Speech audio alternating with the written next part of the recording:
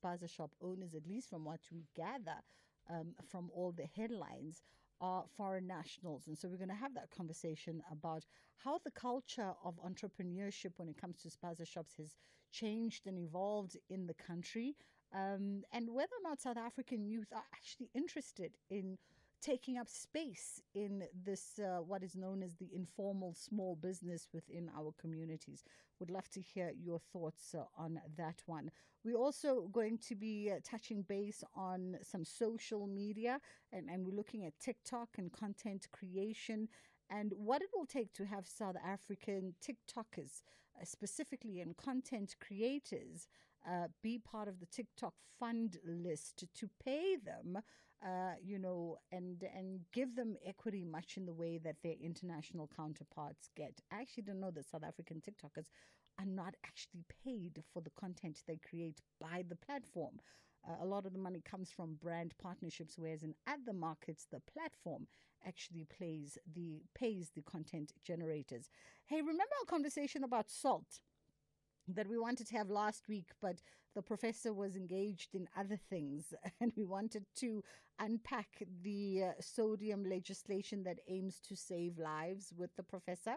Well, we're going to have that conversation after 2 o'clock. So we're going to unpack what the sodium legislation actually means for you and I, and of course for those who are in products and manufacturing goods that we eat. And then the question still stands on the table. How are you with your salt intake? I'd love to know what kind of a person and relationship you have when it comes to salt and salty foods. And we'll have our confessional after 2 o'clock for us to share our respective journeys when it comes to that. And as per usual, our phone lines are open. And of course, you can also find us on WhatsApp.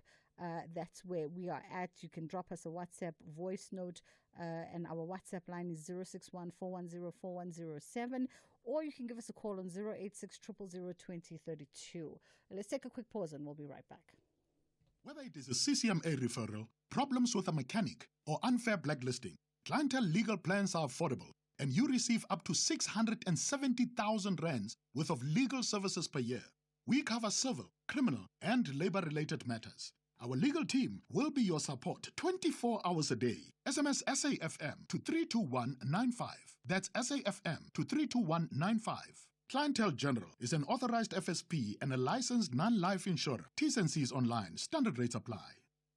The Toffees want to convert pressure to pleasure by claiming maximum points against the reigning champions. To put Everton level, he certainly does.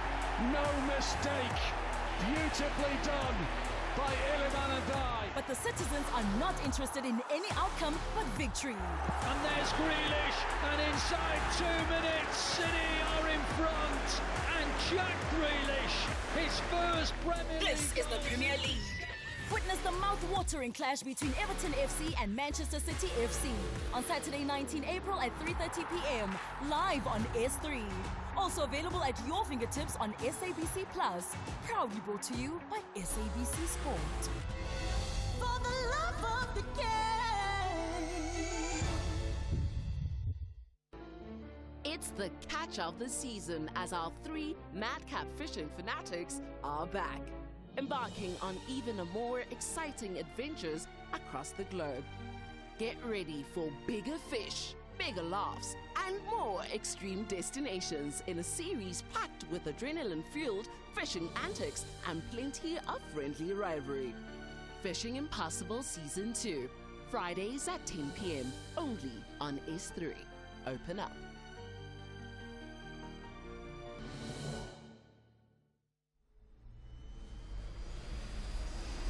Switch to stream with SABC Plus. No subscription fees. Stream anywhere, anytime. 0 subscription fees. Download SABC Plus on Android or iOS and watch the Betway Premier Soccer League, the English Premier League, and the Bundesliga live. You can also catch up with Uzalo, Skim Sam, Generations on demand and listen to your favorite radio stations live. Ukhozi, Umhlobo Wenene, Radio 2000 and 5FM, all for free. Switch to stream with SABC Plus now. No subscription fees. Stream anywhere, anytime. with SABC Plus. Bridget Masinga on SAFM.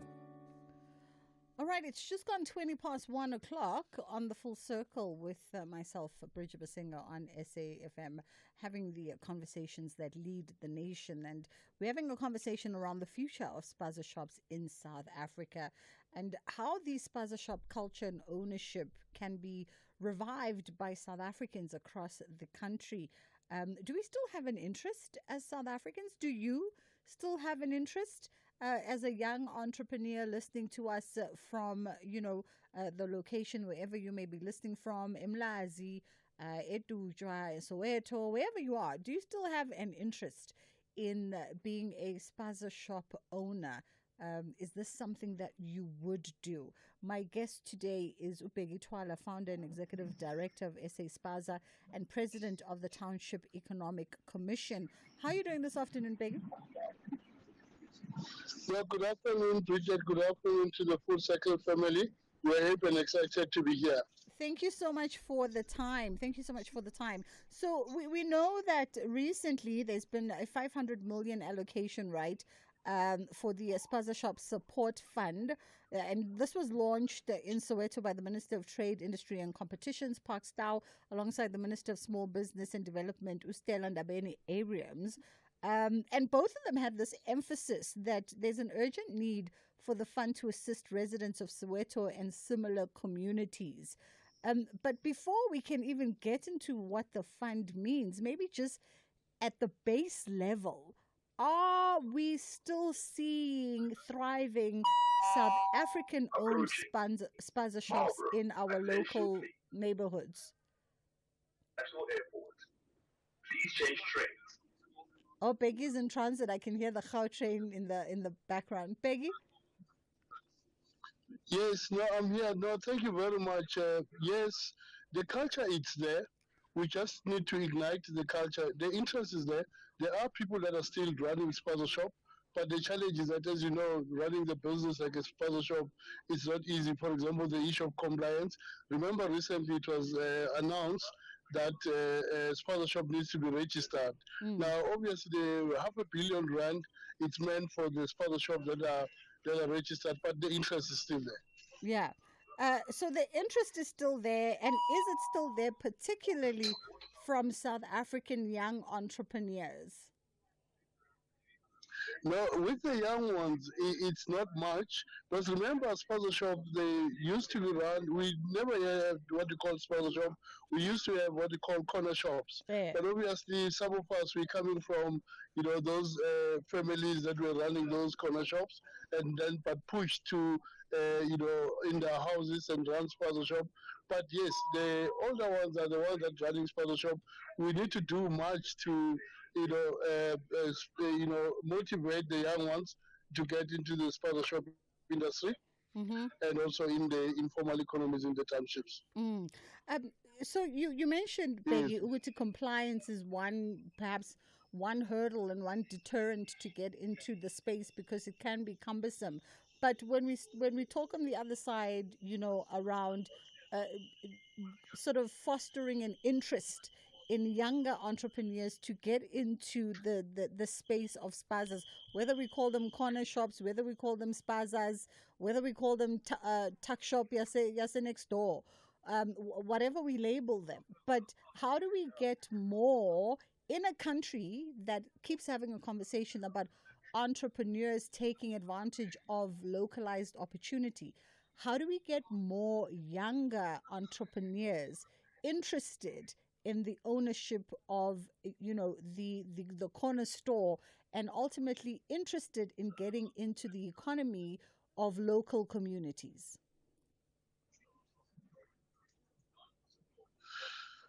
Education.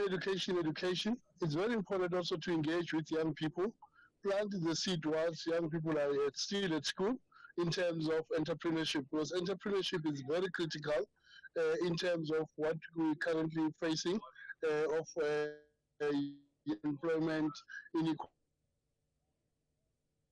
are very much interested to be part, but they also need to be engaged. They need to be motivated. They need to be mentored. They also need to give opportunities for skills development and training, so that young people will also take part and participate fully in the industry, most especially in the township economy. Bridget. Would love to hear your thoughts on this. And of course, our WhatsApp lines are open on 061 410 4107 and 086 000 If you are a South African entrepreneur, especially a young entrepreneur, would you have an interest in ownership in a spaza shop? Or if not, why not? Would love to hear firsthand your thoughts. Because it's interesting that we grew up in, especially folks who grew up in, what is called the hood. We grew up knowing the malume from next door and Ausi from next door who owned a spaza or a corner store. And then obviously, as you said, the young generation are not really that enticed to get into this business. Because I was going to ask you, because of that history, how has it become so that there's been such a large infiltration in this small business sector by foreign nationals in the community? Whereas for me, it seems just like a low-hanging fruit for a community member to be the person who has ownership in such a business. Yeah, we both, us as businesses and government, we dropped the ball. Because remember when the foreigners came, they came as selling duvets, carpets, and all that. These guys were doing a full research, but they already also find the low-hanging fruit, which was the spaza shops. That is why we're encouraging young people to get into the space. It's a very lucrative space. For example, when we talk about the township economy worth about 900 billion per annum. Spaza shop and retail only, it's about 150 to 180 billion per annum. It's an economy that you can't ignore. We just need to make sure that it becomes cool. It attracts young people to also to participate in, because it's a very important economy, because obviously we're contributing a lot into the GDP. For example, you look at the MSME, they contribute about 34%. We've momentarily lost Beggy there, but one could tell from the beginning of the conversation that he is in transit. Specifically, he is on board the Gau train, which goes through patches, because it is traveling underground. So it goes through patches of catching network and not catching network. But would love to hear from you, your thoughts on this conversation, 06141044107. We've got, is it Ulala in Polokwane? Hi, Bridget. How are you, Buti? Go ahead. Bridget, the issue of the spaza shop is a very sensitive issue. I have been there before, running two shops in the past, and I've also been working for the food, the supply chain in the country. So I know where the problem started. The problem started with when the locals had to compete with the foreign nationals, and it was after when the South Africa got the freedom.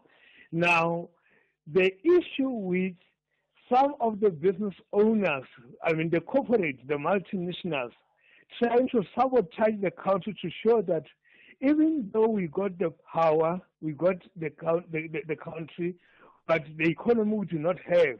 Mm-hmm. I'll give you an example, and this is a true story. Believe me, it's a true story. Where you have two shops in one street, they are buying from the same supplier, and then the one that has been there for a long time is the one for a South African black local, and the other one is for a guy from another country. Then this company will go and give the guy from another country a huge discount so that he can sell his product far better than or the lesser price than the local. That's why they destroyed us. There is a so-called in marketing, we call it the predatory pricing. The predatory pricing is a price that we set in order to destroy the opposition, so that you can take a monopoly of the market. That's what is happening. And for us as a black people to come back into the business, I'm telling you, it's not going to be very easy. Lala? Yes. We have to end it there, unfortunately, but I get your point. Thank you.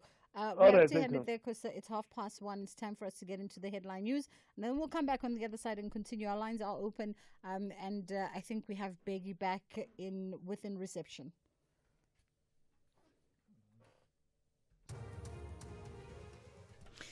Thank you, Bridget. In the news headlines at 1:30 on SAFM, I am on Dilambana and a very good day.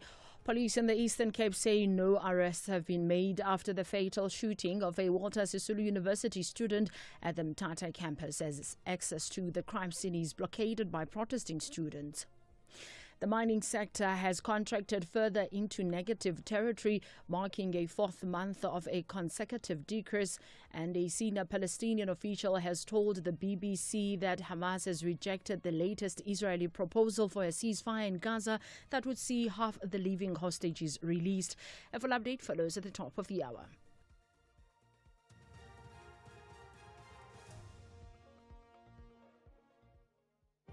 You're listening to Bridget Masinga on SAFM. 086 000 2032 and 061 410 4107 is our WhatsApp line. If you want to drop us a WhatsApp voice note, you're more than welcome to do so. Having a conversation around the future of spaza shops in South Africa and looking at how perhaps we can reignite the spaza shop culture and ensure that ownership gets revived and transferred back into South African hands. We know on the back of obviously the a scenario that we faced last year with those connected to spaza shop purchases of food poisoning cases that came out of the country. Yes, you can hear me counting my words and being calculative in how I phrase this, because obviously the investigations are still going there and there's no concrete answers one way or another. But that ignited a whole conversation about the ownership of spaza shops, right? Who owns spaza shops? And ultimately the question becomes, how did they come to own those spaza shops? And why is it as South Africans that there seems to be no interest in South Africans getting into the space? Or if there is an interest in you as a South African getting into the space, what makes it difficult for you to get into that kind of space? And I think our last caller, Ulala, just highlighted a perspective, a scenario around business acumen. And do we have the right kind of tools as South African young entrepreneurs to be able to get into businesses and maybe even negotiate better pricing for oneself in order to sustain your business? Beggy, you are back with us. Perhaps your take on that, Suguti. Part of the sentiment from my last caller was that, well, the difficulty is also in the competitiveness for South Africans and their ability to be able to negotiate better purchasing prices for themselves in order to give a better priced product for their customers. And that is the suggestion. That is where some of the foreign owners have us beat. Yeah, no, that's one of the reasons why we're having this R500 million spaza shop support fund, so that we can also assist businesses in the township, not just only in the township, but also in the villages and in the rural area. Because we mustn't forget that we also have young people in the villages and in the rural area. We're working very closely with organized formations. We've got an organization called SCAL, the Sovereign of African Leaders as well, that we are pushing to make sure that spaza shop in the villages and the rural areas as well, they are not left behind. But as I was saying, is that one of the reasons why we're having this fund is to assist, spaza shops to be able to get stock, buy in group them, so that at least they buy better, so that also competitive in terms of pricing, but also customer service is also very customer service is also on par, and also there's a lot that we need to do, and also the issue of skills development and training. Remember, Bridget, this R500 million we're not giving people money at hand.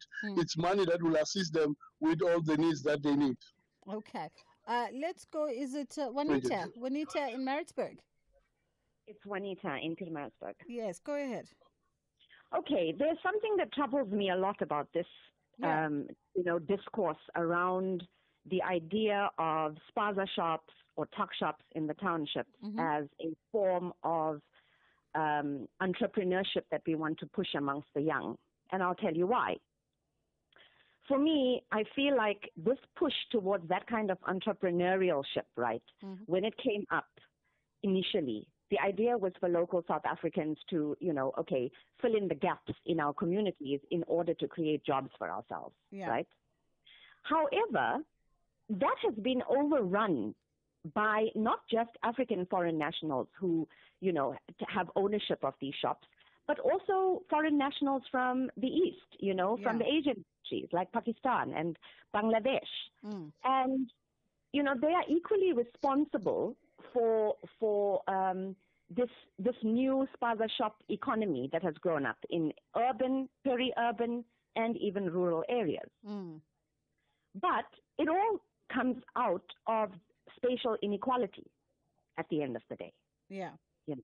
We don't find people who are living in previously white-only areas or, their townships, if you like, from an apartheid lingo perspective, talking about their kids wanting to start up a tuck shop or a corner shop or a spaza shop as a form of entrepreneurship. So it's all very space-based and class-based and race-based. And from my experience in education, business studies in the classroom in cities, in urban areas, in previously Indian and colored areas, is so bad to begin with anyway, among teachers, bad teachers. So now going to the township and saying, okay, how can we in our schools, encourage entrepreneurship through our subjects, through our teaching, because we want our kids to take over the spaza shop industry. Yeah. I mean, I'm not saying there shouldn't be a spaza shop industry. There should. It's a reality, the way that this country is carved up and how we live in our so-called communities. But I don't think that should be the only focus or direction of thought that we should take. Absolutely. Because young people's dreams are bigger than that. No, I hear you, Juanita. I hear you, Juanita. Thank you so much for the sentiment. That was Juanita in Maritzburg, making some salient points there. Becky, to you, but Becky. Yeah. Remember as well, Bridget, when you talk about township economy, as Juanita was saying, we've got close to about 21 sectors. For example, you talk about the township tourism economy, the township retail economy, but remember, the focus of the program today is the spaza shop one, because of what is happening. It's unfortunate, Bridget, that we had to lose our kids to be where we are. Today, Ompile is fighting for his life in Christian Baragwana for the same issue. But the problem that we are facing now is the law enforcement. Because there are spaza shops that are not registered, but they are still operating. Both the local and the foreign national spaza shop, they're still operating without being registered.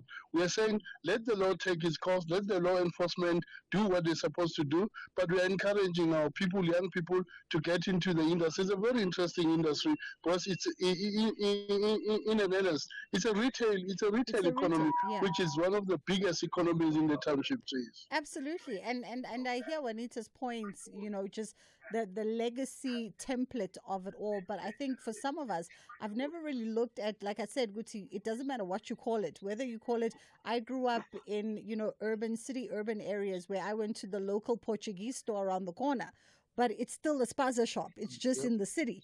And whether or not you call it a spaza shop, the local Portuguese store around the corner, a cafe, it's still the same concept, just it's placed differently geographically. And it's a gateway into the retail industry. And Richard Maponya, you could be the next Richard Maponya, you just never know. And it begins with you just having a little corner store. Remember when you look at the Maponya started, in that butcher in Orlando, in Dubai, in Soweto.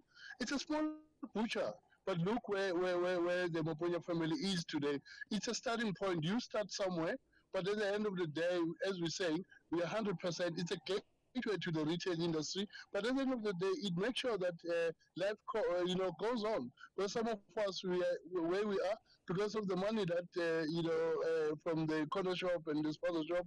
My father used to, my father was one of the first people that started sponsor shop in Orange Farm. Meaning, in other words, sponsor shop it's something that we know. We grew up in the sponsor shop industry. This is why, at the end of the day, we're saying it's very important to formalize it because an industry that worth 150 to 180 billion, it can't sit on an informal. Absolutely. Formalize the whole entire township economy. We are saying let's formalize the sponsor shop industry. The mamas in the street. You can't formalize the street vendors because those are sole proprietors. They don't need to register companies in order for them. Yeah. Protect. Yeah, Peggy.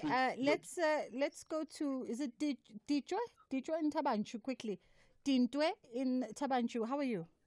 I'm good, Bridget, and how are you? I'm good, brother. You have a minute, and then I have to close on this conversation. Yeah, no, I'll make use of that minute. The problem or the thing that has caused the South African spaza shops to fall, there are two things.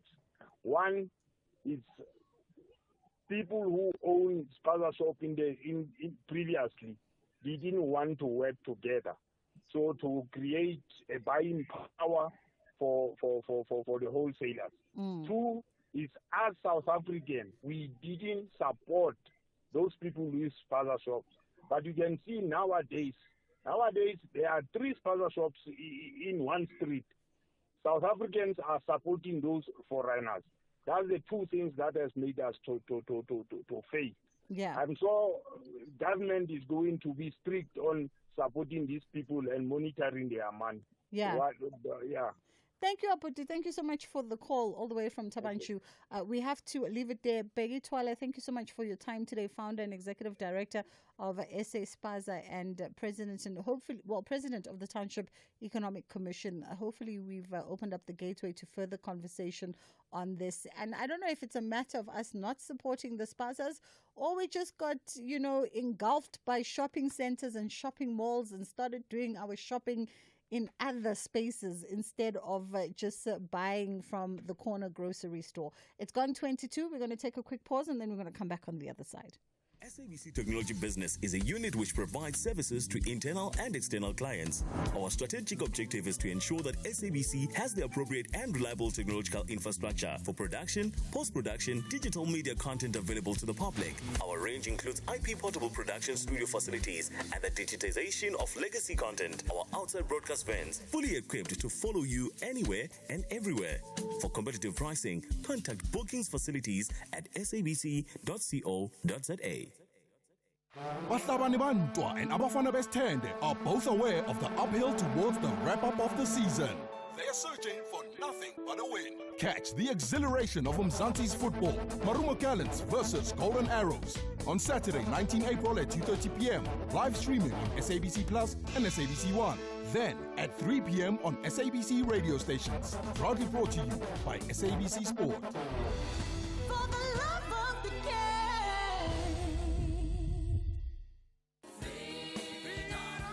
April is Freedom Month, a time to reflect, remember, and celebrate. At SAFM, we honor the journey of our nation and the resilience of its people. United in the defense of our freedom and democracy, we salute every voice that keeps the spirit of liberation alive. Stay tuned to SAFM, where the nation comes together. SAFM, leading the conversations that move us. Stages, pages, screens, and more on The Full Circle with Bridget Masinga.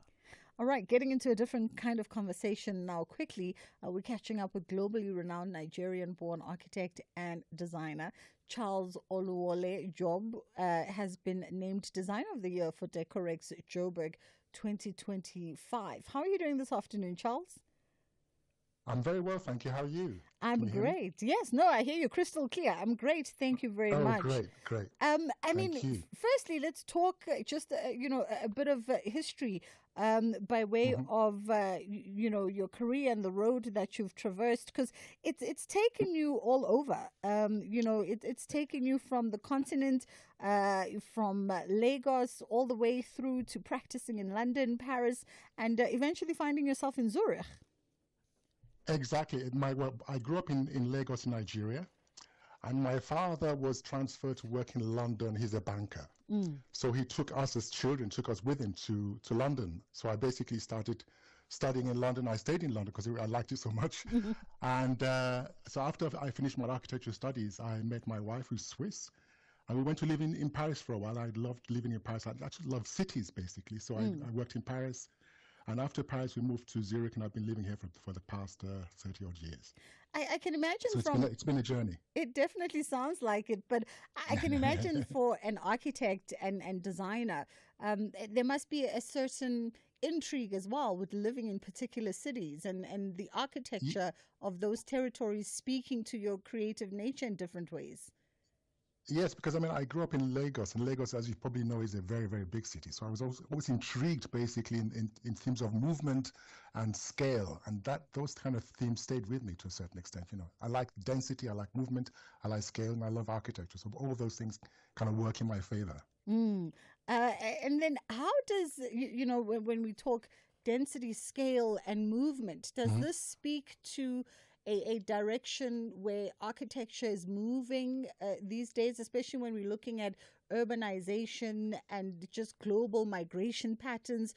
Are cities becoming wider and more expansive for the intake? Well, I think because basically cities are forever growing. By definition, cities are always growing. So basically the theme is universal. Every city in the world is expanding. So these themes are actually what join all the continents together. These are common themes that we all seem to feel in architecture.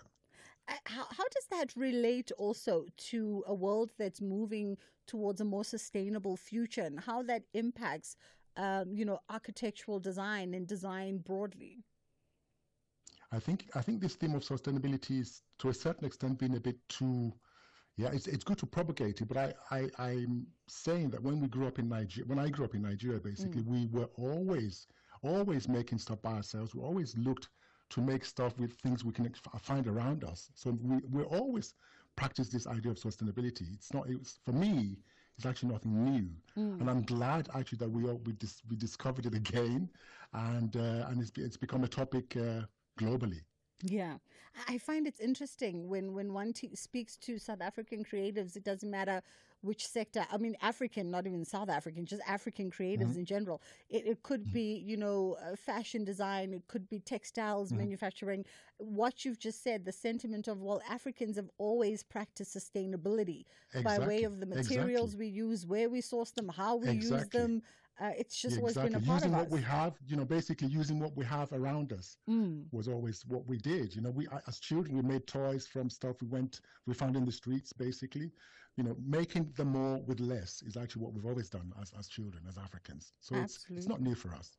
Absolutely. Obviously named, the designer of the year for Decorex Joburg this year. I wonder what such acknowledgement from your continental peers means to you, as a professional in the space.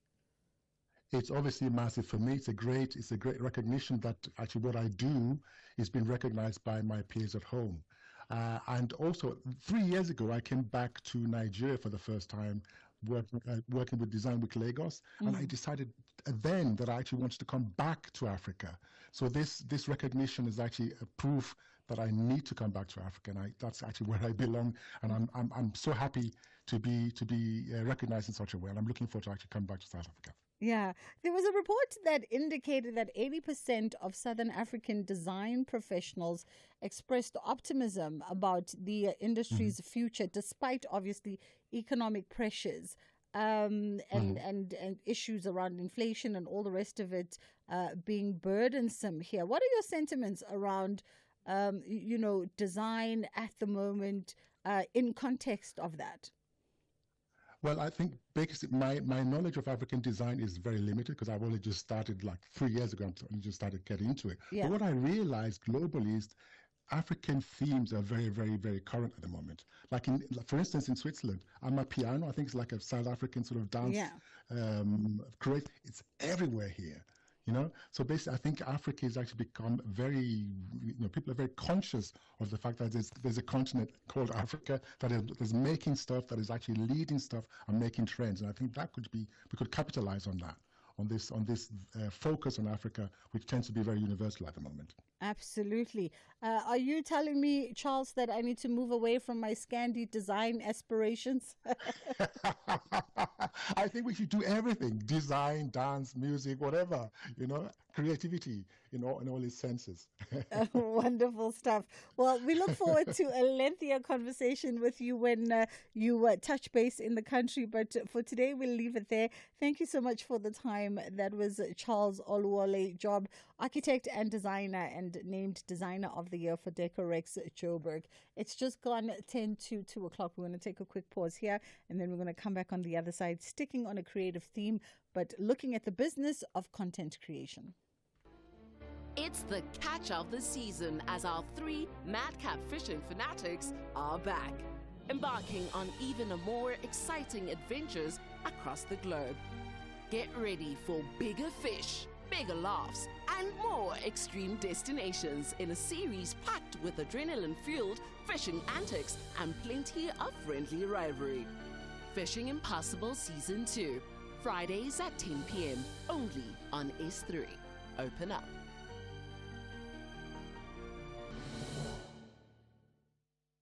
Arts, culture, and robust conversations with Bridget Masinga. All right, and we're focusing on a different artistic element. These are the things I love about doing this little pony show of ours called The Full Circle with Bridget Masinga, is that we really just go all over the place in our 2 hours of the show. You never know what you're going to get out of here. We're talking TikTok content creation now, and the Minister of Communications and Digital Technologies, Solly Malatsi, is pushing for TikTok to pay SA content creators. Apparently, it said that only 7 countries are included in the TikTok Creators Fund, and those are the US, the UK, Germany, Japan, South Korea, France, and Brazil. So the question is, what would it take to get South Africa on the list, and what are the implications of South Africa not being on the list? We've got Uzimasa Wabaza joining us now, media and digital. Sorry? They were whispering in my ear. Vabaza. There we go. Okay. Vabaza. I've got gremlins that whisper in my ear, live jive on radio. How are you doing? No problem. I'm very well. I'm very well, Bridget. How are you? I'm great. Thank you very much. Thank you for the time. I appreciate it. And of course, you are well placed here because this is your arena of professional expression as a media and digital strategist. Let's first get an understanding on what is the TikTok Creators Fund and its purpose. So the TikTok Creator Fund is basically money that's been pulled together to stimulate a pool, or to create a pool that the guys who are really creating great content can be rewarded for that content, and they can stick onto the platform. What you normally find is that 20% of creators will then be the people that make 80% of the content, right? So those are your really good guys. Those guys, the platform then decides, hey, we need to reward these guys and make them want to stay on our platform and to keep creating. Okay. That's what really a creator fund is across different types of platforms. So various platforms like even Meta, as well as you could say to an extent X or Twitter, they've had this. It's normally the start of you looking to share the money with your creators on the platform or your top creators. And this is what they do when they're going to be ultimately opening up the money more. In the South African context, the problem has been that the creator fund feels like a little bit of I would say a slap in the face for some people, because they don't feel that the platform is sharing like what other platforms are doing, like, for instance, YouTube, who I think, built the model of how to share with creators. Because YouTube has a very simple formula. It says, this is the amount of money we charge the advertisers for this vertical, and we will share to this rate. So it's quite easy for you to work out. And anybody who's got YouTube channels knows YouTube is quite clear about how and when they pay you. So that's why there's quite a big outcry. But I think, just to close off that bit, there's an issue that people don't understand with TikTok, that the views of TikTok are not as valuable as the views of other platforms because of what advertisers are willing to pay for those views. Okay, help us understand that a bit. When you say they're not as valuable as other platforms, what is the differentiator there? So the differentiator is how much money is being pulled in as a larger pool for different verticals. And verticals are basically either someone in lifestyle, someone in business, someone who makes how to do videos, someone who is in children's content, someone who's in whatnot. So on YouTube, you'll have different verticals that they themselves would bring in different types of money based on what you do. So for instance, if you're in the business vertical like myself, I will get a higher cost per mile, which is the cost per 1,000 people that watch my video, that YouTube would then charge potential advertisers on my platform. Then YouTube will say, use them for your platform. Let's split it this way, right? Then you get what is your actual rate that they give you. So, for instance, some people will be at a rate where mine will fluctuate between 50 Rand to about 85 Rand per 1,000 that I will get from YouTube, but based on different videos. So it's also about who's putting money in. I see. Now, TikTok is not getting a lot of money in relative to certain verticals. So you'll see someone with a lot of views where people like the content, but how many brands are willing to put money towards the type of vertical? So let's say makeup content, etc. But then there's the other side where people feel that they are making advertising revenue, but they're not sharing it. I see. Okay. No, that makes perfect sense. So then what would it take with the minister's call for TikTokers in particular in SA to be paid for content? What would it take? Because right now they're getting paid by way of product partnerships. You get a campaign and that's how you make your living. But he wants to take it one step further to sort of equalize the equity that they have with other territories. So I think what the minister is trying to institute is a good thing, because you've got a very much burgeoning, I'd say, sector of the digital economy, which is creators and influencers and amplifiers, that's growing at quite a rapid rate. Now, if South African advertisers are advertising on the platform to reach South African audiences, and even you could say SADC audience, because South African content really travels within the SADC area, so even all the way up to Zambia, etc., and sometimes even Kenya, because we have a very similar sort of customer profile with them. So what happens is that if our advertisers are putting that money in, and there's no way for that money to come back in, now think macroeconomics, think bigger picture. If, let's say, 1 billion or a billion rand goes in, or 2 billion rand goes in to a TikTok that's paid in by our guys, maybe that money is leaving the country, you understand? And if our creators are not getting a portion of that money, we also can't be taxed on that money. So there's a dual thing that's happening here, where the minister is saying, I will fight for creators so that I can formalize the content creation sector. Thus, I can able to take tax revenue from those creators. So it is a good thing that they're trying to do, but it also, on the same breath, there is a government motive to try and bring in revenue from these type of things. And you will notice that for comms specifically, there was also the call around Google needing to pay for the aggregation of South African news on their Google News platform. That's also another way that they're trying to bring revenue into the country via the creation of digital platforms in South Africa. Okay. I mean, I feel like we've just hit the base of this conversation, and there's still so much more for us to understand, but we fast run out of time, so we have to leave it there for today. But I appreciate your time. That was Zimasa Wabaza, who is a media and Why do I keep changing your surname? My apologies. Vabaza, who's a media and digital strategist and podcaster, just walking us through that conversation. By the way, on the other side of 2:00, we're going to be talking salt, and I want to know, what is your relationship with salt? We're going to be catching up with Prof. Steve on that. He's going to be walking us through the reduced sodium legislation that is aiming to save lives. But I know that a lot of you cannot let go of your relationship with Usawoti. So feel free to send us a WhatsApp voice note on 0614104107.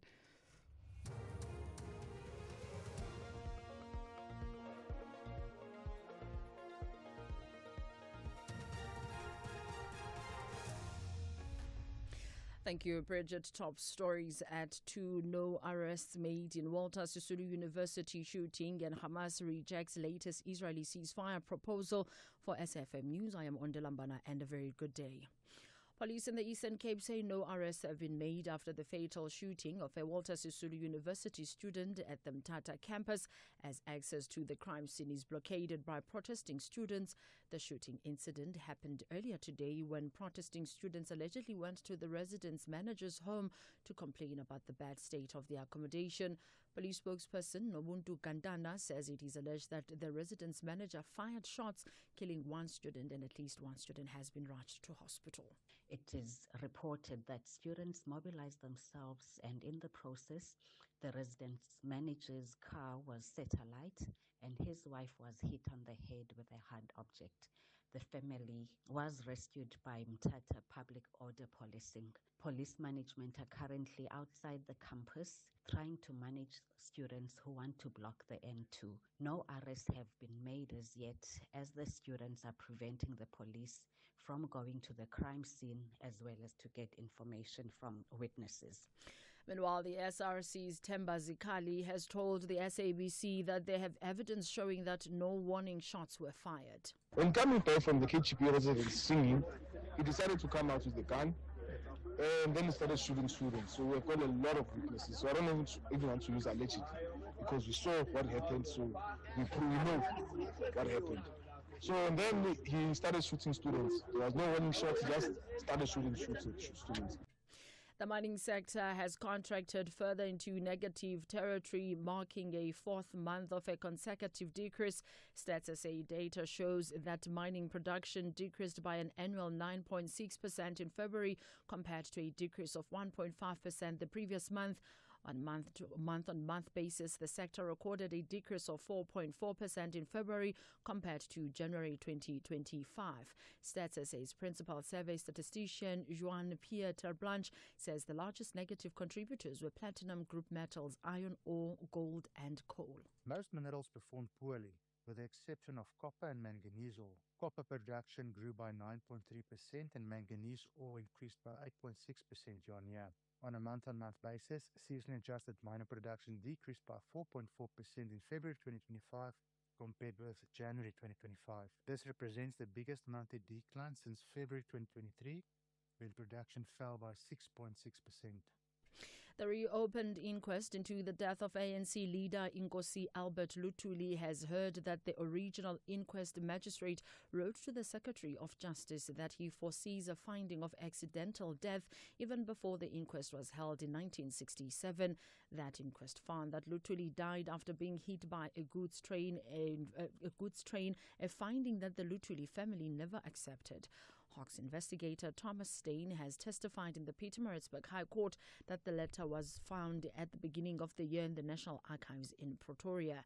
Evidence leader advocate Ncedile Dunywa read the letter out to the court. Following the collaboration between the NPA KZN TRC unit and the NPA TRC unit at the National Office, the DPCI and the National Archives, the NPA will be presenting evidence before the court in an attempt to have the initial findings into the deaths of Luthuli and Nklenge overturned. The purpose of inquest is to determine how a person died and if anyone should be held responsible for their deaths. The NPA and its partners will endeavor to address the atrocities of the past and assist in providing closure to the families of the victims of these crimes.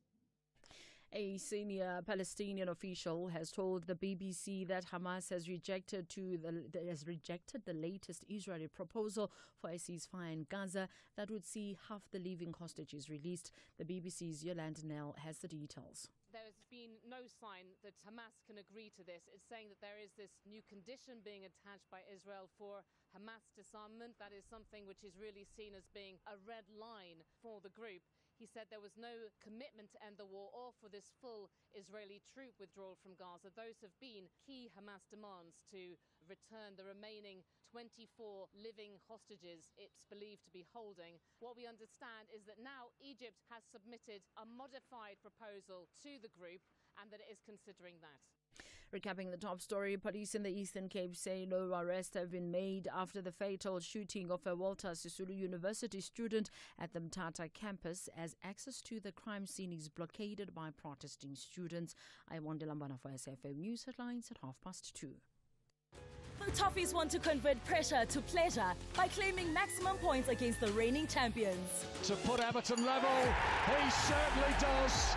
No mistake. Beautifully done by Iliman Andai. But the citizens are not interested in any outcome but victory. And there's Grealish, and inside 2 minutes, City are in front. And Jack Grealish, his first Premier League. This is the Premier League. Witness the mouth-watering clash between Everton FC and Manchester City FC on Saturday 19 April at 3:30 p.m. live on S3. Also available at your fingertips on SABC Plus. Proudly brought to you by SABC Sport. For the love of the game. First Take SA, 5 to 6 a.m. President Cyril Ramaphosa says business cannot dictate terms to the government or the ANC as tensions rise with its GNU partner, the Democratic Alliance, over the national budget. Mr. Monaghed, now as the president of the Black Business Council, how do you interpret this statement? Part of the problem that we need then to confront as a country is that you cannot then be held at ransom by a particular party. They are not risking an event where they exit the government of national unity because there is a trade war. We have the time to be fighting over our petty issues whereas Rome is burning. Elvis Preslin on SAFM. The Full Circle with Bridget Masinga. Monday to Friday, 1 to 3 p.m.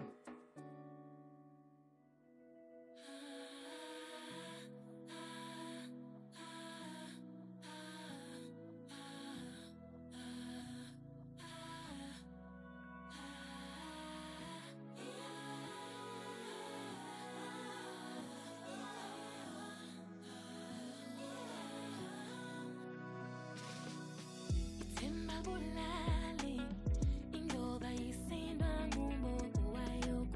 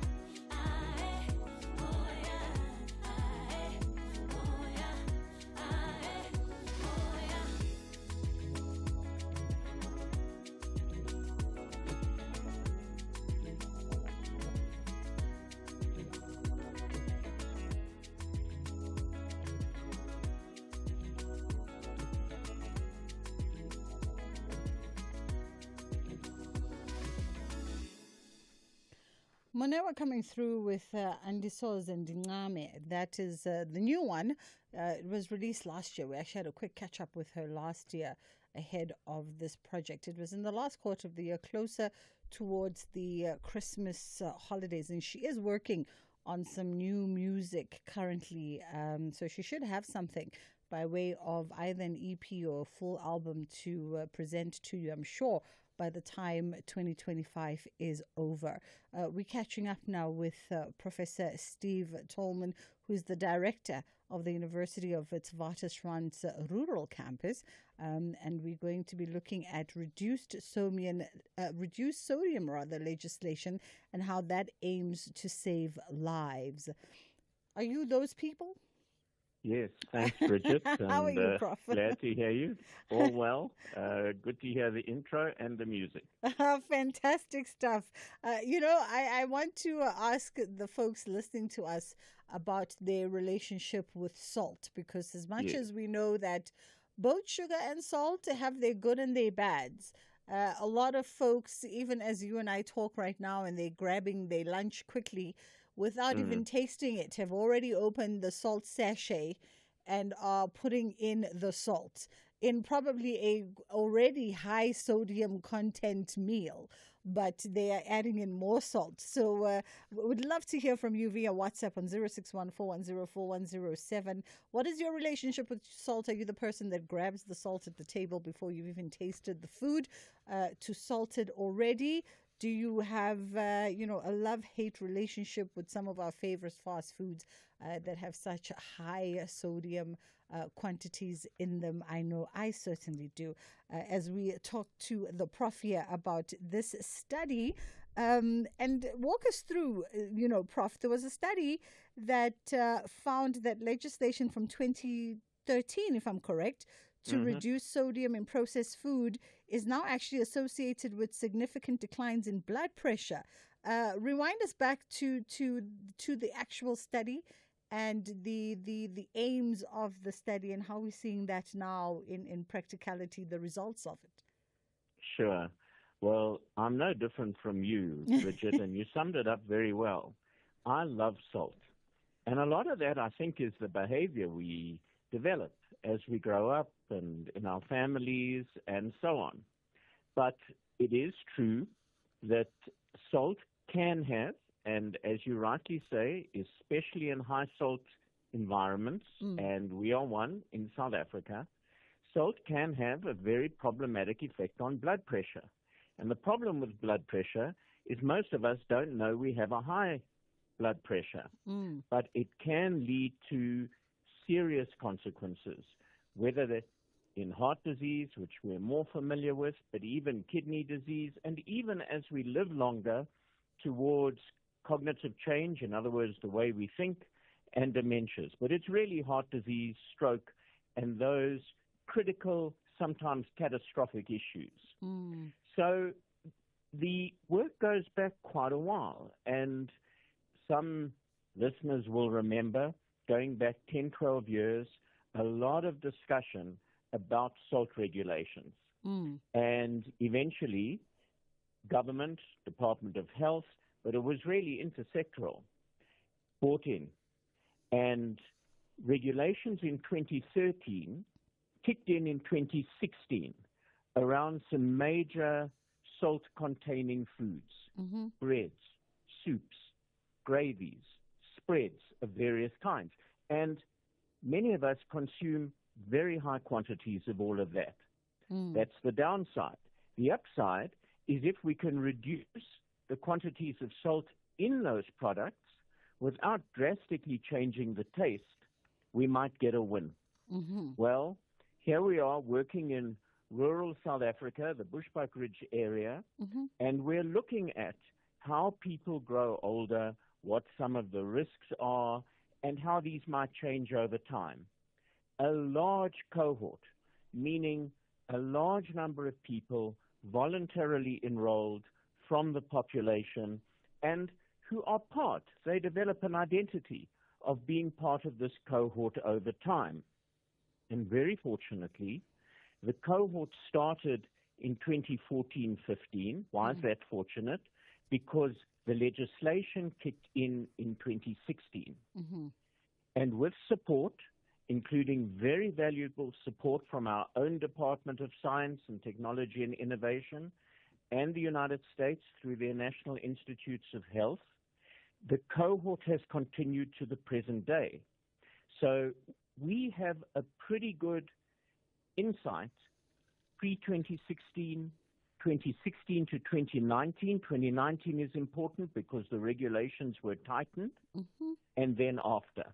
And because we're interested in aging, and because we're interested in health and many other things, we are measuring blood pressure. But we're also looking at urine to see salt excretion. And we're being a little bit smart.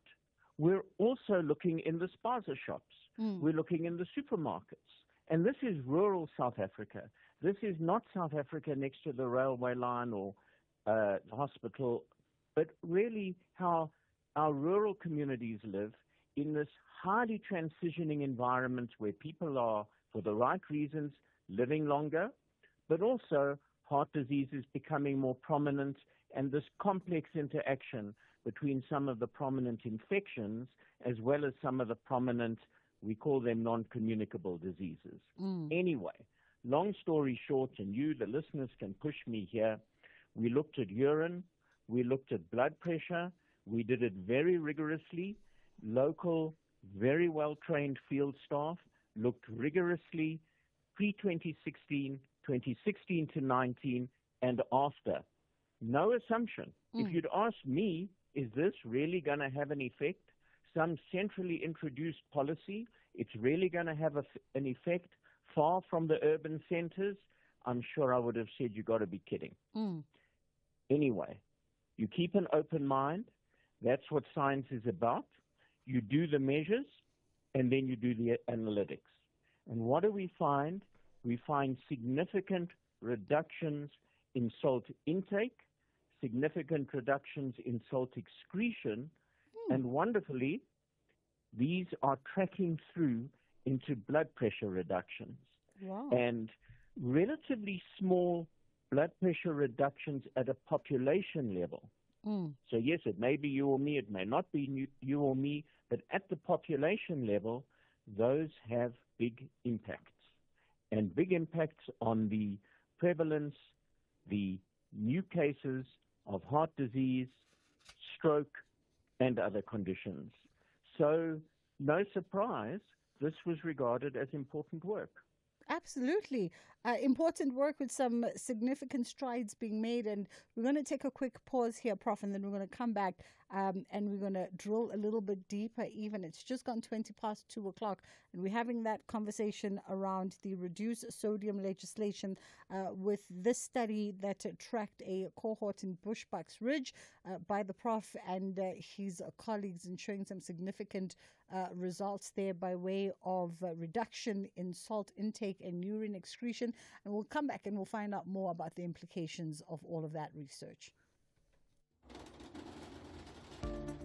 When your business expands, it's time to look for the kind of space that'll offer it more than square meters on a plan.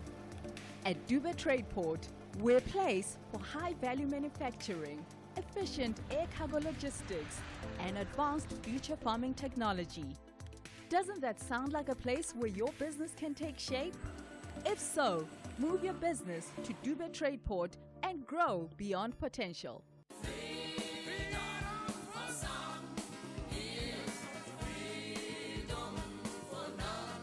April is Freedom Month, a month to reflect, celebrate, and move forward.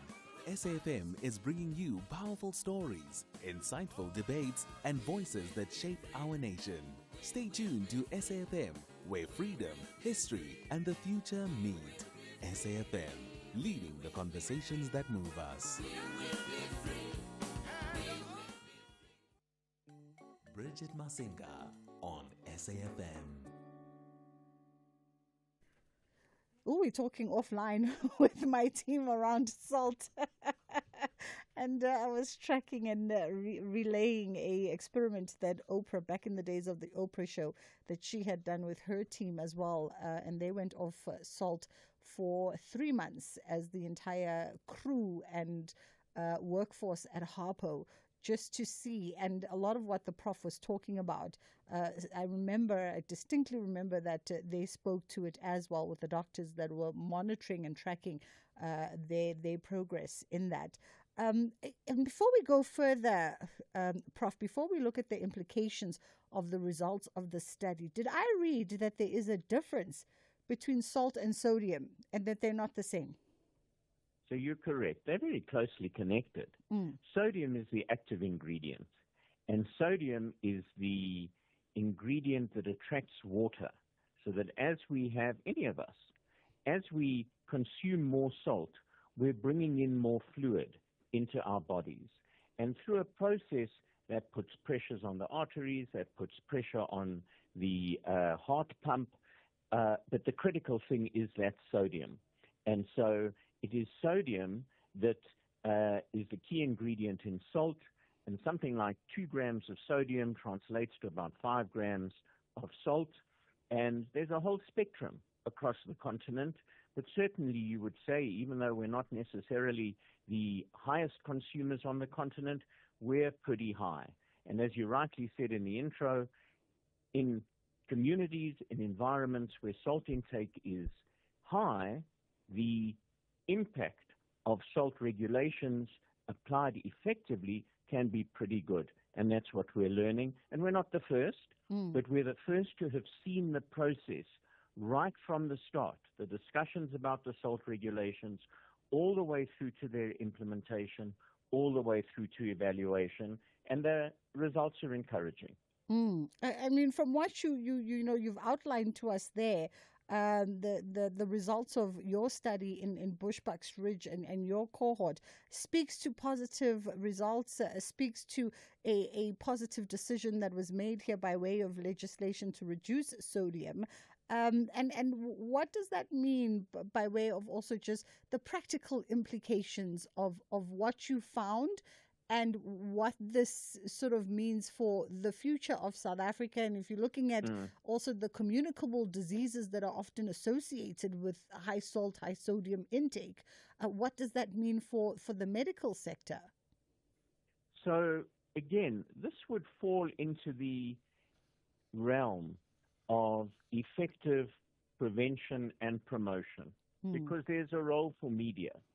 But the very interesting thing is, you and I, any of the listeners, we may go to a clinic or see a nurse, see a doctor, and be managed for raised blood pressure. And monitoring that over time is very important. The unique thing about a policy on salt content of critical foods is that it does not depend on your nurse or your doctor or your clinic or your community health worker, for that matter. It rather depends on effective implementation and the take-up by the food manufacturers. I find it fascinating. Here you have a partnership between government through Ministry of Health, Ministry of Science and Innovation, at the same time manufacturers, at the same time the Treasury. And in a sense, you leapfrog those interventions, which many of us do need at the individual level, but we're getting a population-wide effect. So your question about what does it mean, it's got to be good news at a population at a national level. And while one might expect there'd be a result in urban centers, even more valuable in rural or further outlying centers, because the impact on critical conditions, we've talked about heart disease, stroke is a real problem. It can be catastrophic. And at the same time, kidney disease, and there are other conditions. I hesitate to overdo it with dementias, but we know already from work in the same cohort that people are living longer and that we're getting some traction on how that affects cognitive change. And dementias themselves, there are many different kinds, but vascular-related dementias, in other words, those linked to blood pressure, are a significant proportion. So very significant, both in terms of blood pressure reduction, in terms of the risk that many of us might carry, but also in terms of the longer-term consequences. And so really it's a win for government at a time when one battles to say, what are the good news stories? This is one of them. Yeah. Interesting that the legislation saw 13 categories of food reduce their sodium content, and these included bread, cereals, fat spreads, chips, processed meats, soups, sauces, and stock concentrations. And the number by which manufacturers were required to reduce the sodium content in the food scaled from 20% to 70%. Beg I say that, I mean, I eat a lot of the foods in these categories. I don't think I noticed. So, I mean, was it ever necessary to have that much salt anyway? So it is pretty amazing. A critical thing is taste. And before regulations get introduced, again, you said earlier just how much salt many of us take. We do. And sometimes we salt already salted food. But the behavior of consumption is simply altered if the salt content changes. But the critical thing that worried people, is this going to change the taste? Because that is such an important indicator. Do I buy the spread or don't I? Buy the gravy or don't I? So food manufacturers have to experiment. What you want to do is minimize the change in taste at the same time as maximizing the salt reduction. And as you say, those percentages reduction, they're not just sucked out of the air. They actually relate to the taste of the food. And for the most part, they've been extremely well tolerated in the population, because otherwise we wouldn't have found an effect. You don't make an assumption. You may make what we call a hypothesis. You may hypothesize that salt reduction in critical foods will feed through into lower salt excretion and to blood pressure, but you don't assume it. You collect the data and you examine it to test the hypothesis. And participants in your study reduced their sodium intake by 10%, right, over the 7 years? Correct.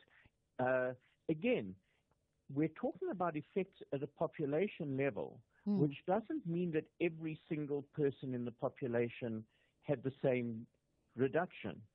But it does mean that because these are widely spread foods, in other words, one of my concerns was, are there not many community bakeries that are using high quantities of salt that are very popular? But it turns out some of the manufactured breads are really the most common in the small supermarkets, spaza shops, and others in these general environments.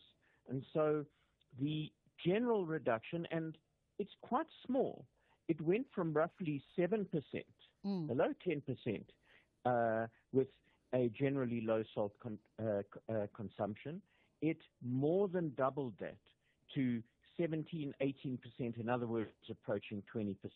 And again, as behaviors change, as foods become more accepted, one can anticipate this is going to take us into the longer term. And in fact, the work was done over the best part of 8, 9, 10 years, and so far so good, all being maintained, because that's what you want to show, not just the immediate effect, but that you sustain it some years into the future, and we must continue observing and measuring. You don't want to overstate the finding, but it is pretty persuasive. Absolutely. Prof. Steve Tolman, thank you so much for the time. And Prof. Steve is the director of the University of Witwatersrand's rural campus. Some really incredible results there coming out from that reduced sodium study that he undertook with his cohort in Bushbucks Ridge. Impressive numbers indeed. It's just gone 2:30. Time for us to catch up with the headline news with Ondela Mbana. Thank you, Bridget. On the news headlines, Mpumalanga Finance MEC Bonakele Majuba has threatened to withhold funds allocated to government departments that do not service their municipal debts.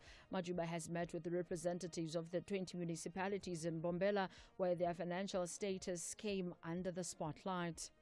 Police in the Eastern Cape say no arrests have been made after the fatal shooting of a Walter Sisulu University student at the Mthatha campus, as access to the crime scene is blockaded by protesting students. And the French authorities say several prisons have been targeted during the night in what appears to be coordinated attacks. A full update follows at the top of the hour. This program is brought to you by SABC Education, enriching minds, enriching lives.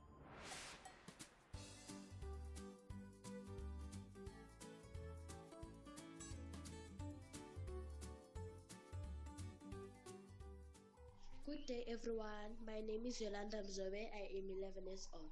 Yes, I do practice saying new or difficult words out loud. How do I do it? I go to a room, write it down and start practicing. What do I do when I hear a word I can say or pronounce? I go and ask my parents how to pronounce it and they will help me, and at the end I will know how to pronounce it. Who helps me pronounce tricky words is my father and my mother. Yes, I've ever used a dictionary and a phone to hear how a word is pronounced. One difficult word to be pronounced I ever learned was algorithm. Thank you everyone. Hi everyone, my name is Ashley Kavamba. Yes, I have actually learned a new word this week, and it's a bluish color called Arona. Being honest, I don't take learning new words very serious, but a thing I do to learn a new word is that I read a lot of books. I think the importance of learning new words could help boost your vocabulary and help you learn more information with each word. Hello, my name is Patamachetan. Yes, I have learned a new word this week. I take learning new words seriously in a way that I look up their meaning and see what they mean.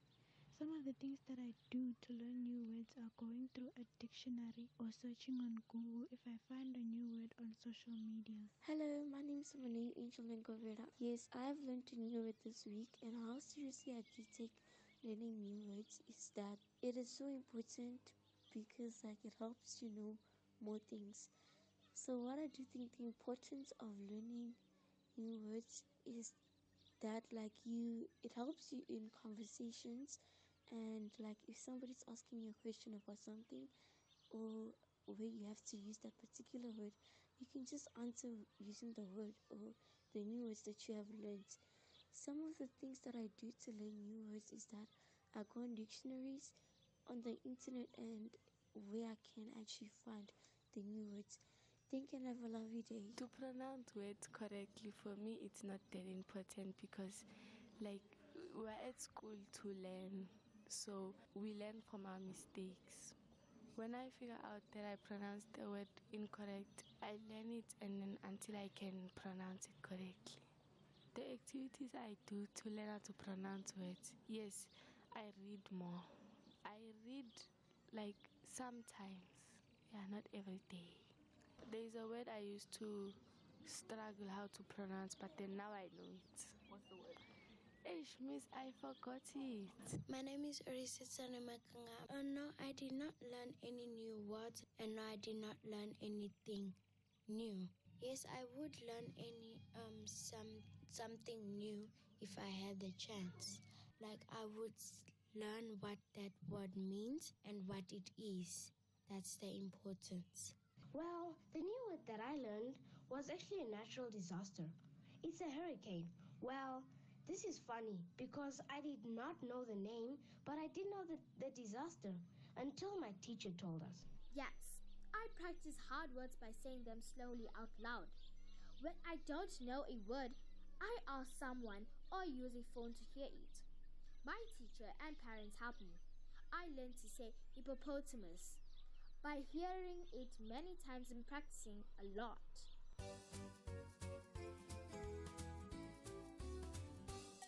Hello friends and happy Tuesday. Today let's talk about something fun and super helpful, learning how to say new or tricky words. Have you ever come across a word that was hard to pronounce? Maybe you saw it in a book, heard it in a story, or someone said it and you weren't quite sure how to say it yourself? That's totally okay. We all learn by practicing. Saying difficult words out loud is one of the best ways to get better. And guess what? There are some fun ways to practice and improve your pronunciation. Break the word into parts.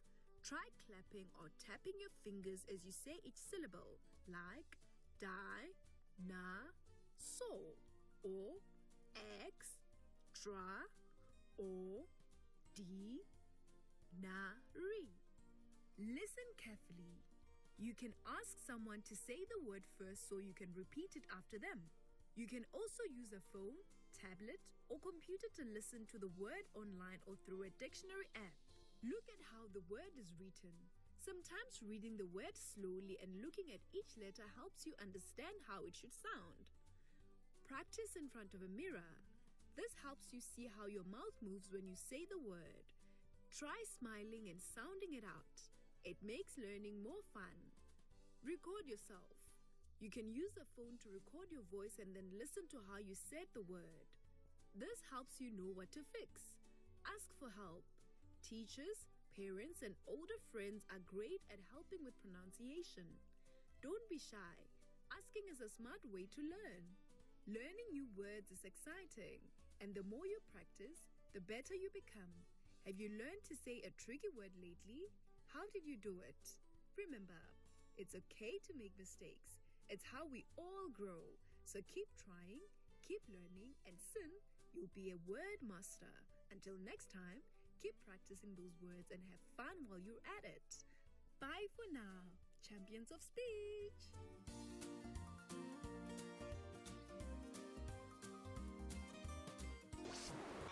This program was brought to you by SABC Education.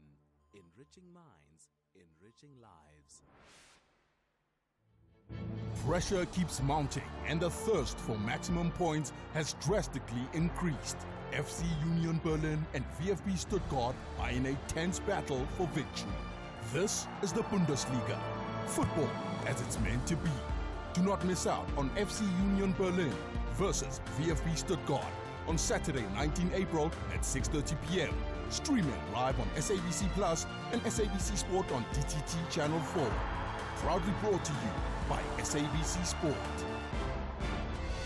For the love of the game.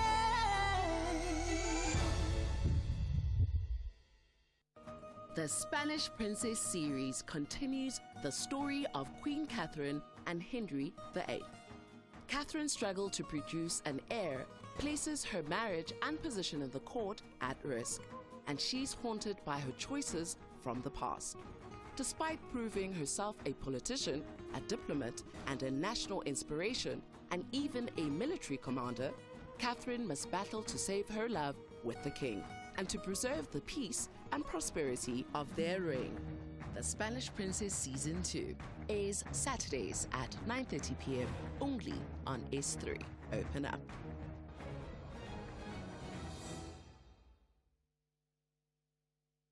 The Morning Brief with Tulasizwe Simelani. When they took over this country from the National Party, unemployment was 15%. Imagine if there were no economic sanctions. Unemployment would be around 6%. But there was unemployment measured within which segment of the population, Mandla? Because remember, it was segmented and fragmented, and there were portions of the population that were deliberately left out of the economy. Deliberately. Tula Sizwe, you must stop being the spokesperson of these tags, ANC tags. I could never be. Unemployment now. I could never be. Unemployment. Mandla, I'm engaging you. I could never be the spokesperson of these people. You don't engage these ANC tags. Mandla, you don't engage them. Mandla. Yes. Unless you want to speak and then I don't engage you, none of us benefits when that happens. This is Tula Sizwe Simelane on the Morning Brief. You're listening to Bridget Masinga on SAFM. I'm going to start a campaign against those sweets. So we're still talking about the sodium conversation with my camera operator and my desk tech. And we're talking the conversation that we just had with Prof around sodium. And I can't say this enough. I mean, I can't name and shame them because that will be a little bit unfair. But there is, if you're a parent of a toddler and, you know, you're a parent of a preschooler, there's only 3 types of chips really that you're buying in the household. And they're all like those, they're all those ntofo chips, the ones that kids can easily suckle on. Cheese snacks are fine. The Ghost Pops are fine. There's the other ones that I cannot name, but their packet is blue and yellow. The salt content in those chips is ridiculous.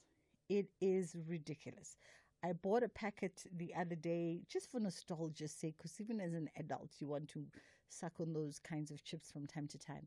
And I could not finish it. And I'm a person who finishes my snacks, but I could not finish it because the salt content, it reminded me of our favorite fried chicken, the other one. Same vibes. So if you're a parent of a toddler, in light of the conversation we just had with Prof, you might want to reconsider, that snack or regulate that snack to some degree because it's crazy.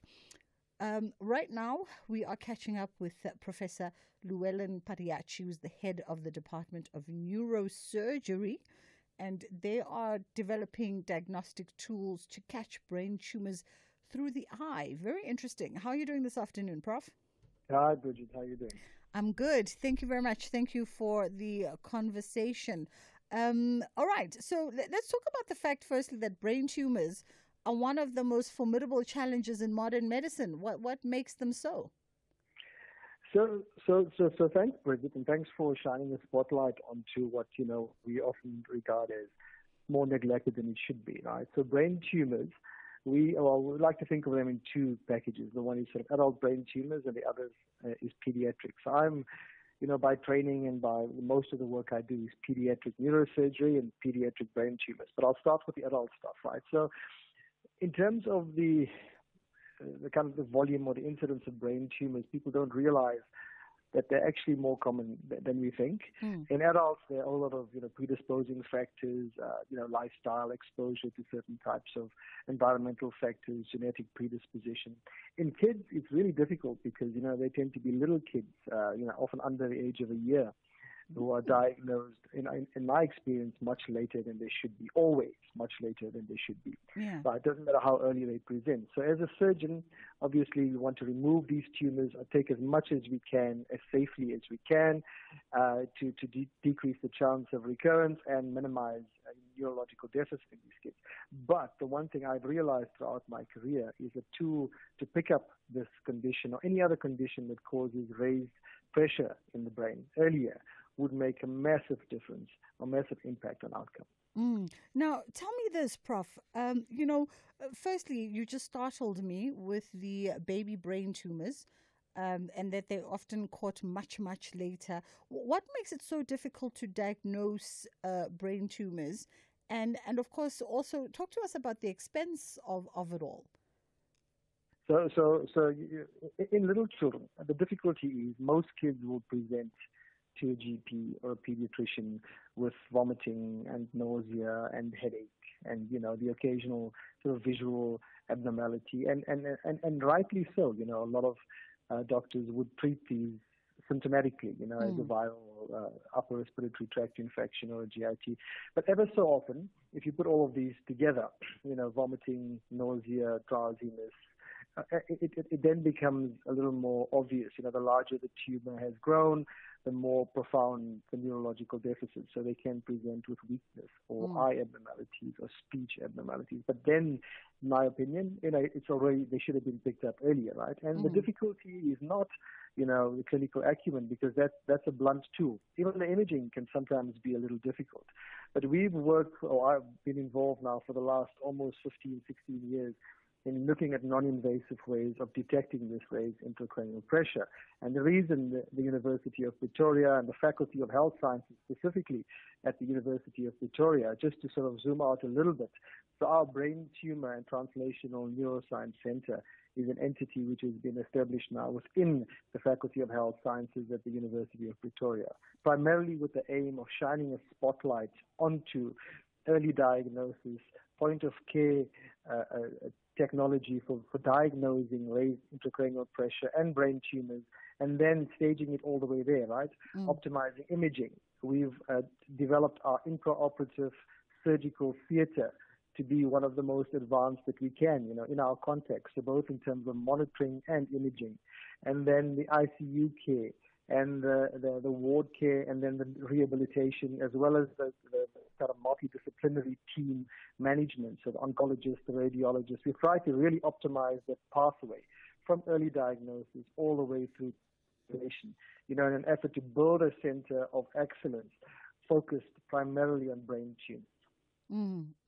I mean, everything that you've just said, just looking at that sort of treatment chain, it speaks to a very expensive diagnosis or exploration to treat for any patient presenting. Absolutely, Bridget, you're absolutely right. It is incredibly expensive to treat, but incredibly expensive to diagnose and manage. And, so if we look at, I'm going to give you a slightly sort of focused perspective, right? So the core value and principle system of our center is to build this infrastructure. And this is reliant primarily on funding from research, funding from, non-governmental organizations, raising funding to be able to build this center to what we envision it to be, a center of excellence for brain tumors, both in adults and children. And like I said, my perspective is always biased towards the children because, by virtue of my kind of training and experience. But, to build that capacity, because the volume of brain tumor patients that we see at Steve Biko Academic, which is, the tertiary hospital attached to the Faculty of Health Sciences, is overwhelming. And, we've wanted that to build that into a center that, patients with these complex brain tumors can come and, hopefully be diagnosed as early as possible and put through this pathway that we've now, tried to put in place. But the cost involved in that, coming back to your point, is exorbitant. And not just the management, but the whole center that we're trying to build. And we hope in the next 4 or 5 years to have attracted enough funding to put in place these resources that allow us to treat patients. Even though South Africa, for all its benefits and great opportunities that it offers, is a resource-constrained environment. And we have to, or what we're trying to do is offer, a world-class service within that context, which really places the burden of raising funding, whether research or otherwise, to build a center. And obviously the center is the first of its kind in the country. And you guys have developed a state-of-the-art neuro-ophthalmology laboratory. Talk to us about that, because it's bringing together different sort of areas of medical focus for the purposes of tackling brain tumor. Thanks, Bridget. Thanks for mentioning that. That's really important. So we have to focus on our strengths to be able to build, our sort of weaknesses or less capable areas, right? And neuro-ophthalmology, or using the eye as a window to the brain, is long for me and, now our center and our lab being a focus. So we've looked at practical ways in a very kind of simplistic way. If one were to look at a thermometer for measuring temperature, you go to the doctor, they measure your temperature, they know, listen, you've got a temperature, there's a problem. We need to look for that problem and you pick it up as early as possible. So to simplify that, we've looked to develop a thermometer for the brain that allows us to pick up this raised intracranial pressure as early, as quickly, efficiently as possible. So when this tool is refined, to its maximum capability, even in a rural clinic, if there's a nurse in a rural clinic, will be able to use this tool. And it may not be one, it may be more than one tool, but the simplicity of what we're doing allows us to pick these patients up that early. So when they present to rural clinics, we're able to pick them up in the same way like a thermometer picks up, a child with a fever. So we've looked at modalities like ultrasound for the longest time now, and we've refined that technique over time. We've identified its advantages and managed to fortunately build multidisciplinary research collaborations around that. But our ophthalmology laboratory has expanded beyond that. So we're looking at the full pathway. So we scan the pupil for reaction. So the pupil is very sensitive to light and reacts differently depending on what the pressure in the brain is. We measure the intraocular pressure using, air, a tuft of air. And that, in this relationship of the eye and the brain, is really important. We scan the back of the eye with a very sophisticated optical coherence tomography. And we've been fortunate enough to purchase one of these mobile machines. So that whole pathway, the pupil, the globe itself, the fundus at the back, the optic nerve with ultrasound, and then we also use neurophysiological monitoring to measure the visual evoked potential. So we can track the whole pathway. And our research plan is to refine a diagnostic tool that allows us to scan the eye and pick up this raised pressure, like a thermometer, but as early as possible. Now, one of the other things about the burden of brain tumors is when it comes to medical human resource. Did I read that there's one neurosurgeon per 4 million people on the African continent? That's true. And if you sort of geographically specify that to certain parts of East and West Africa, it's even worse, right? If you look at it across the board, the places like Egypt, Nigeria, South Africa, relative to the other African countries are reasonably, not sort of well, but better resourced. But if you look at the average across the continent, it's way, way off what the WHO recommends, and there's this beautiful map of the world that adjusts for these odd ratios. And if you punch in that number of neurosurgeons relative to other continents across the world, Africa becomes this thin little strip, because of the paucity of neurosurgeons to the broader population. Sure. Prof, we appreciate the time. We are going to wrap it there for this afternoon, but appreciate the time and obviously really impactful driven work that you're doing there with the center that was Professor Llewellyn Pariachi, head of the Department of Neurosurgery, and bringing together advanced technologies in neuro-ophthalmology in order to assess the accuracy of various diagnostic methods. Just a few more minutes to go before we wrap up the show. We're going to come back to some of your earlier voice notes from our conversation around spaza shops in our local communities. And remember, we were having a conversation around, what is it about the culture of spaza shops and getting into the localized township community that could present a challenge or a burden for you as a South African citizen? What is no longer attractive, or the burdens of entry for you as a local South African? And then, of course, we also had that conversation around that sodium salt study that was done by Professor Steve. And quite interested to know your relationship with salt. We talk a lot about our relationships with sugar. One of my producers said, well, what is the better of the two evils, salt or sugar? And I was like, well, either way, one of them is going to take you out. So choose which one it's going to be. Let's take a quick break and then we'll come back on the other side. Switch to stream with SABC Plus. No subscription fees. Stream anywhere, anytime. 0 subscription fees. Download SABC Plus on Android or iOS and watch the Betway Premier Soccer League, the English Premier League, and the Bundesliga live. You can also catch up with Uzalo, Skim Sam, Generations on demand and listen to your favorite radio stations live. Ukhozi, Umhlobo Wenene, Radio 2000 and 5FM, all for free. Switch to stream with SABC Plus now. No subscription fees. Stream anywhere, anytime with SABC Plus. Ashraf Garda on SAFM. All right, give us the context. What actually happened? So what the lady actually did was to submit the same claim twice in Motherwell, indicating that she was involved in a car accident, and then, also submitted the same claim, indicating that she was a pedestrian and that she was hit by a car.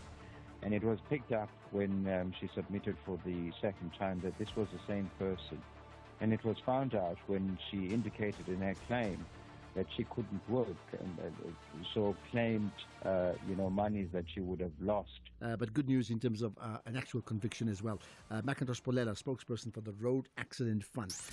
The National Pulse, 3 to 6 p.m. Missed it? Find the podcast at safm.co.za. Bridget Masinga on SAFM. I love to hear from you. I love to hear from you on our WhatsApp, 061-410-4107. Let's dedicate the last couple of minutes of the show to you. Let's go straight to WhatsApp.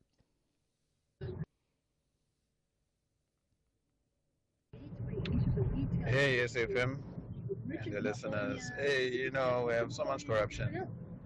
Like, honestly, I know people are desperate to get the businesses off the ground, but I just wonder if is this really the right time to having such a fund for sponsorships? I mean, it's just going to be looted, most likely. Basically, I guess politicians, family members are going to be the ones who are going to be gaining funds for the sponsorships. This is so much corruption. Honestly, a lot of cleaning up has to happen before such large funds are released in the hands of politicians and the people, and it's just really, there's so much wastage in the system. A lot of cleaning up has to happen. Bridget and your guests and SAFM listeners. It's Anonymous in Cape Town. There's a problem here with this. I get what your guest is saying, that young people need to venture into this sponsorship business. But now there's a lot of criminality in there too, because now these guys, the Pakistanis and whoever, the Bangladesh, the Somalis, they believe that this is their own industry now. And South Africans, their lives become so much in danger because of this. I believe in the past year, there were some reports of some guy who was killed because he opened a tech shop or a spaza shop. Yeah, so really, it's a bit of a problem. Law enforcement needs to do something about this. Hi, Bridget. I can't say I understand the difference between salt and sodium, and whether what we use in our households is, whether it consists of salt or sodium.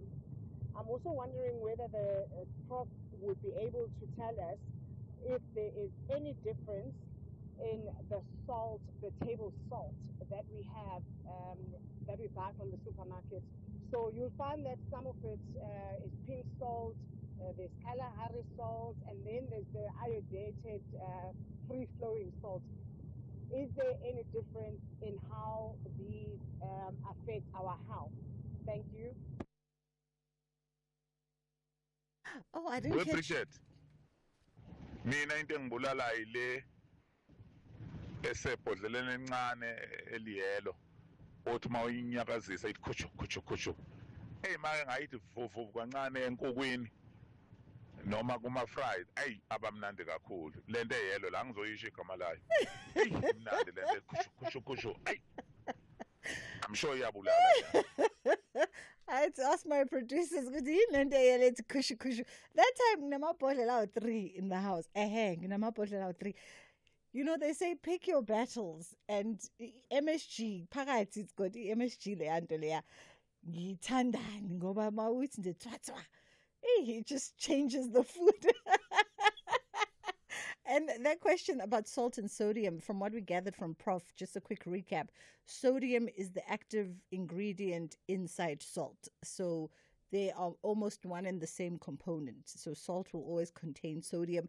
And from what I know from dietitians and people who've kind of helped me along my journey, Himalayan salt, the pink salt, has a slightly lower sodium than normal salt. So if you have to choose when you're doing your groceries, if you can, go with the pinker salt because it has less of that sodium than normal salt. That is where we leave it for today. Thank you so much. So bonana kusasa. Inshallah, God willing, we do it again.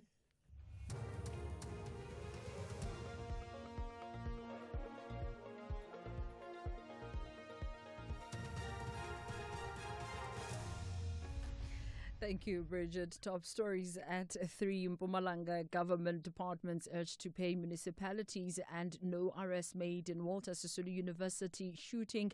For SFM News, I am Ondelambana, and a very good afternoon.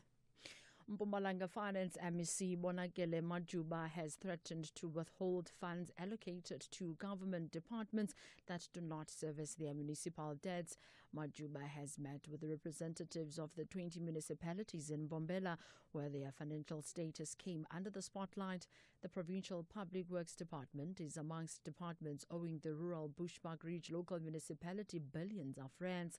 The municipality's chief financial officer, Tembisile Matabata, says they rely on conditional grants, and without their monies owed to them, they are unable to deliver quality services. We've experienced a lot of reductions for the past 2-3 financial years in terms of grants, which means we have to maximize on the collection of revenue, and that particular amount for government departments is 1 billion, and the other 2 billion is business plus households. So definitely it does affect us a great deal.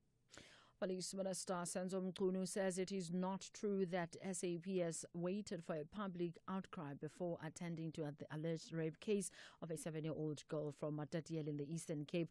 Mchunu led a SAPS delegation before Parliament's Police Portfolio Committee to provide an update on the matter. He reacted to criticism from MPs that police delayed investigating the matter until the public outcry due to social media posts on the matter. Mchunu elaborates. It is not true that South African police waited until there was this kind of activism while welcoming. I don't think we should avoid facts. The investigation was started soon after it was reported.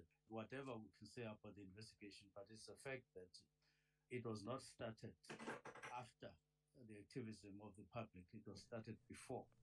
Police in the Eastern Cape say no arrests have been made after the fatal shooting of a Walter Sisulu University student at the Mthatha campus, as access to the crime scene is blockaded by protesting students. The shooting incident happened earlier today when protesting students allegedly went to the residence manager's home to complain about the bad state of their accommodation. Police spokesperson Nobuntu Kandana says it is alleged that the residence manager fired shots, killing one student, and at least one student has been rushed to hospital. It is reported that students mobilized themselves, and in the process, the residence manager's car was set alight and his wife was hit on the head with a hard object. The family was rescued by Mthatha Public Order Policing. Police management are currently outside the campus trying to manage students who want to block the N2. No arrests have been made as yet, as the students are preventing the police from going to the crime scene as well as to get information from witnesses.